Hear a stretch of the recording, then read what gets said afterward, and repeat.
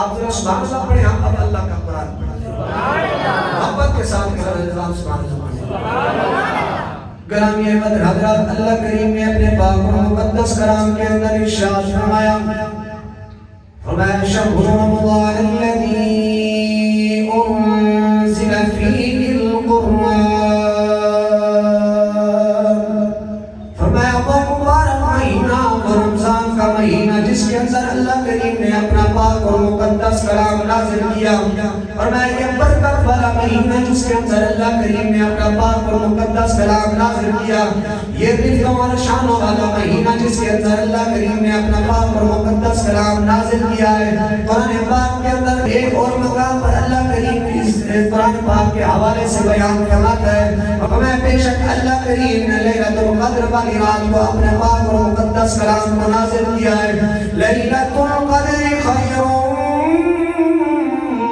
من الف شہر، اور میں کہ اس ماہ مبارک کے اندر ایک ایسی رات بھی ہے جو ہزار مہینوں سے افضل ہے، وہ قدر والی رات ہے۔ اس رات کے اندر اللہ کریم نے اپنے پاک اور مقدس کلام کو نازل کیا ہے۔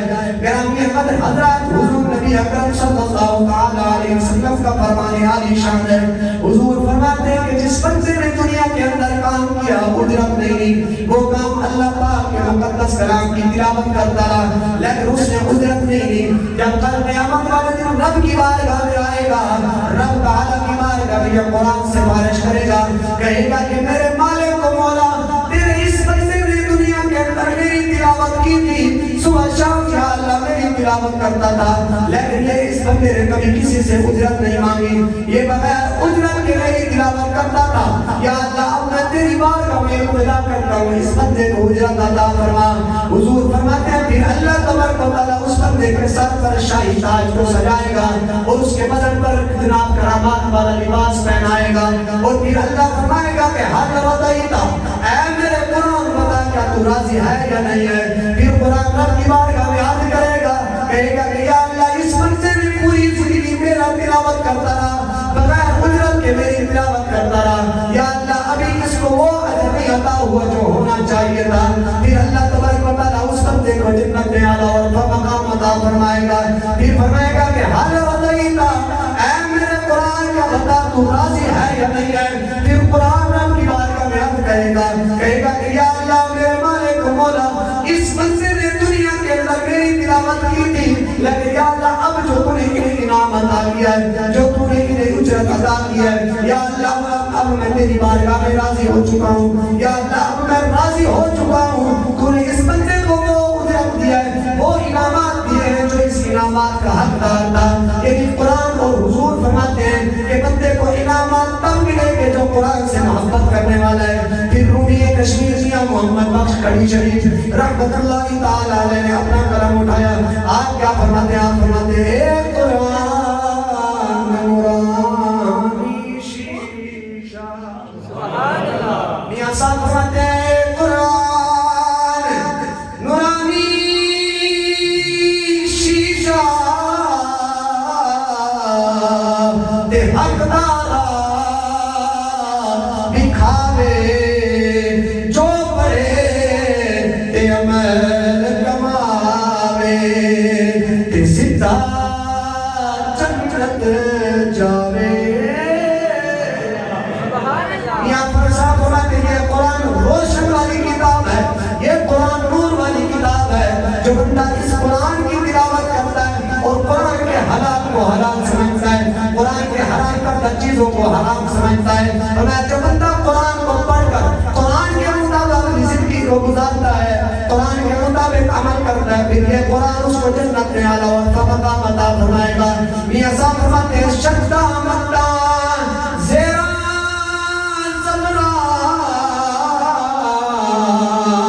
سب شان تیری بچ آیا، آمالوں کا خبر نہ کاہی، تے خاصا رمضان پایا۔ میاں صاحب فرماتے ہیں کہ جن لوگوں نے قرآن کو پڑھا، قرآن سے محبت کی، وہ جانتے ہیں کہ قرآن نے بھی ان لوگوں کو کیا کیا انعامات سے نوازا۔ میں ابھی تھوڑی دیر پہلے ایک واقعہ پڑھ رہا تھا، حضرت علی بن صالح رحمت اللہ تعالی علیہ، آپ کا معمول تھا، آپ دو بھائی تھے، ایک آپ کی والدہ ماجدہ تھی۔ معمول کیا تھا؟ آپ ہر رات روزانہ پورا قرآن پاک تلاوت کیا کرتے تھے۔ ایک تہائی حصہ حضرت علی بن صالح پڑھتے، ایک تہائی حصہ ان کے بھائی پڑھتے، ایک تہائی حصہ آپ کی والدہ ماجدہ پڑھتے۔ تین بندے ہر روزانہ رات کو قرآن پاک کی تلاوت کرتے۔ گرامی قدر حضرات، حضرت علی بن صالح رحمت اللہ تعالی علیہ، جن کا پورا گھرانہ عاشق قرآن تھا، قرآن کی تلاوت کرنے والا تھا، حضرت علی بن صالح رحمت اللہ تعالی علیہ فرماتے ہیں ہم ہر روز رات کو قرآن پاک کی تلاوت کیا کرتے تھے۔ کچھ قرآن کا حصہ میں پڑھتا، کچھ میرا بھائی پڑھتا، کچھ میری والدہ کا قرآن پاک کی تلاوت کیا کرتی تھی۔ ہماری زندگی کا معمول تھا کہ ہم ہر روز رب کے پاک اور مقدس کلام کو ایک رات کے اندر ختم کرنا ہوتا تھا۔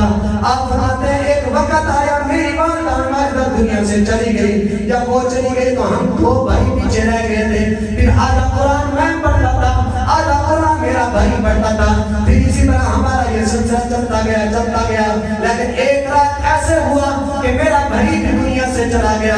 پھر کیا ہوا کہ میری والدہ بھی چلی گئی، میرا بھائی بھی چلا گیا، لیکن قرآن کی یہ محبت، قرآن کا عشق میرے سینے سے کبھی ختم نہیں ہوا تھا۔ پھر میں اپنی والدہ کا حصہ بھی خود پڑھتا تھا، اپنے بھائی کا حصہ بھی خود کا پڑھتا تھا۔ پھر میں نے اپنی زندگی کا معمول بنا لیا کہ میں ہر روز رات کی طرح اسی طرح ہر روز رات کو میں جناب قرآن پاک کی تلاوت کروں گا، پورا قرآن ایک رات کے اندر ختم کروں گا۔ حضرت علی بن صالح فرماتے ہیں ایک رات ایسا بھی وقت آیا کہ جب میں نے رب کے پاک اور مقدس کلام کی تلاوت کر رہا تھا، مجھے رات کے جناب پیاس لگی۔ جب پیاس لگی تو میں نے اپنے غلام کو بلایا، میں نے کہا کہ جناب مجھے پیاس لگی ہے، تھوڑا سا پانی چاہیے۔ فرماتے ہیں میرا غلام ابھی نماز پڑھ رہا تھا، اس کو پانی لے کر آنے میں تھوڑا وقت ہو لگ گیا۔ جب میرا غلام میرے پاس پانی کا گلاس لے کر آیا، کہنے لگا کہ حضور پانی لایا ہوں، مرشد پانی لایا ہوں، آپ پانی جناب پیئے۔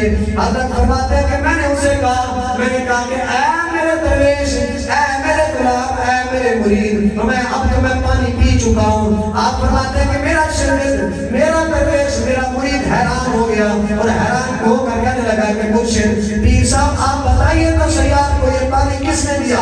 وہ حضرت علی بن صالح فرماتے ہیں میں نے اس اپنے مرید کو کہا، میں نے کہا مجھے پانی کسی اور نے نہیں دیا، بلکہ ابھی نوریوں کے سردار، فرشتوں کے سردار حضرت سیدنا جبریل امین آئے ہیں، دست مبارک کے اندر جنت سے ایک جناب حوض کوثر کا پانی لے کر آئے ہیں اور آ کر مجھے کہنے لگے ہیں کہ اے علی بن صالح تمہیں رب کے پاک اور مقدس کلام کی تلاوت کی ہے۔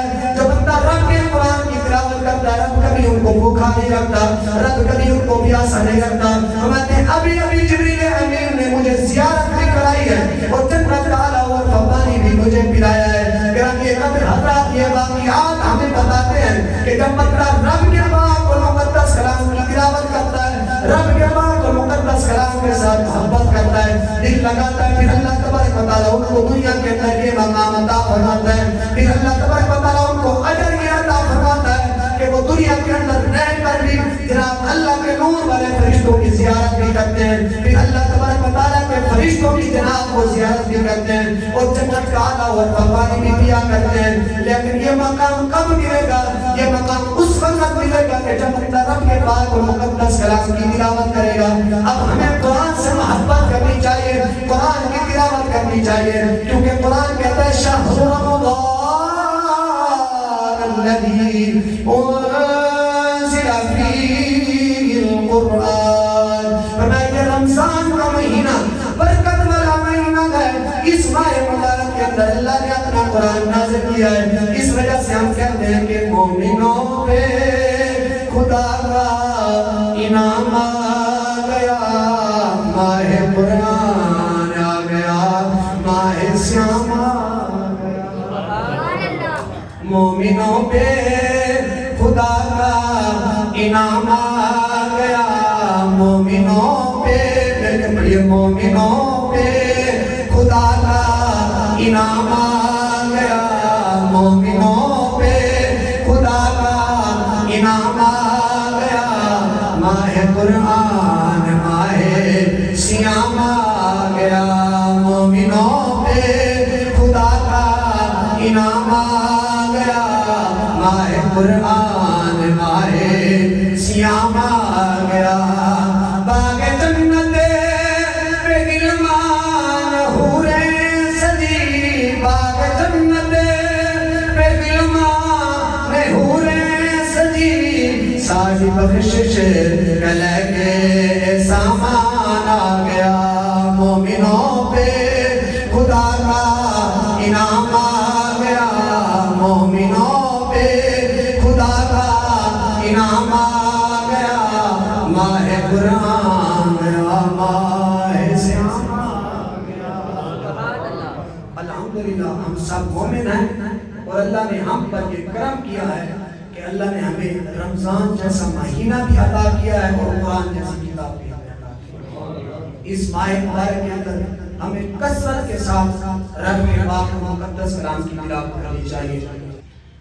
شعب الامام اور مجمع الزوائد نے اس حدیث کو نقل کیا ہے۔ آپ فرماتے ہیں حضور نبی اکرم صلی اللہ علیہ وسلم نے ایک مرتبہ اپنے ممبر کے نزدیک آئے اور سیڑھی پر قدم رکھا، حضور نے قدم رکھتے ہی فرمایا آمین، پھر دوسری سیڑھی پر قدم رکھا، فرمایا آمین، پھر تیسری سیڑھی پر قدم رکھا، فرمایا آمین۔ صحابہ نے عرض کیا یا رسول اللہ صلی اللہ علیہ وسلم کسی نے دعا نہیں کی ہے اور آپ نے آمین کہا، تو حضور نے فرمایا کہ جب میں نے پہلی مرتبہ آمین کہا تو فرشتے حضرت جبریل نے دعا کی، فرمایا کہ یا اللہ جو بندہ رمضان کا مہینہ پائے اور اپنی بخشش نہ کروا سکے، یا اللہ اس کو تباہ و برباد کر۔ حضور فرماتے میں نے آگے سے آمین کہا، پھر جب میں نے دوسری سیڑھی پر قدم رکھا تو پھر جبریل نے فرمایا کہ یا اللہ جس بندے کے سامنے تیرے محبوب کا نام لیا جائے وہ تیرے محبوب کی ذات پر درود نہ پڑے، یا اللہ اس کو بھی تباہ و برباد کر۔ حضور فرماتے ہیں میں نے پھر آمین کہا، جب میں نے تیسری سیڑھی پر پھر قدم رکھا تو پھر جبریل نے کہا کہ یا اللہ اس بندے کو بھی تباہ و برباد کر دے جو اپنے بوڑھے ماں باپ کو پائے لیکن ان کی خدمت نہ کر سکے۔ حضور فرماتے ہیں پھر بھی میں نے آمین کہا۔ اب ایمان سے بتائے دعا کرنے والا روح الامین ہو اور آگے آمین کہنے والا رحمت للعالمین ہو، وہ دعا کیسے رد ہو سکتی ہے؟ تو ہمیں اس مہینے سے اپنی گناہوں کی معافی مانگنی چاہیے۔ دین کی بات پھیلانا صدقہ جاریہ ہے، ثواب کے نیت سے ویڈیو کو شیئر ضرور کیجیے۔ جزاک اللہ۔